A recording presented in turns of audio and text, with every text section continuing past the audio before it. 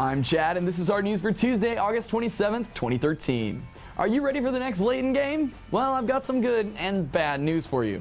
The good news is that Layton 7 has been announced for Japan. The bad news is that even though it's a numbered installment, it seems to be going in the direction of the spin-off game Layton Brothers.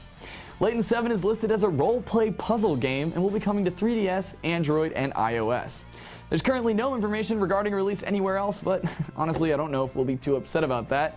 It looks like Level 5 is giving us a great example of what it looks like to take a popular name and then ride it deep into the ground until it grudgingly relinquishes its final few cents and dies. Rest in peace, Professor.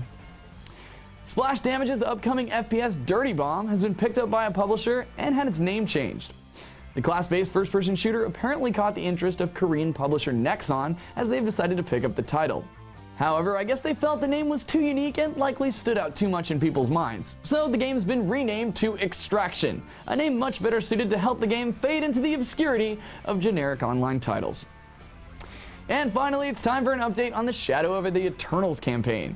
In case you don't remember, Shadow of the Eternals is a spiritual successor to Eternal Darkness, being developed by Precursor Games, a new studio comprised of many ex-Silicon Knights employees, including Dennis Dyack. In June, they attempted to crowdfund their project with a $1.5 million goal.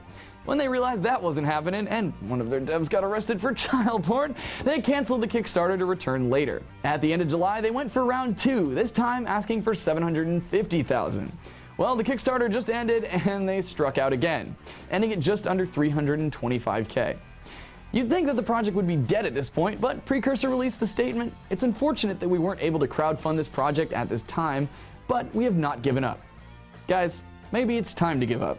I know Eternal Darkness has a warm place in many hearts, but I have to ask, do you really want another game from Dyack at this point? I mean, his last games had to be destroyed from existence because he stole an engine.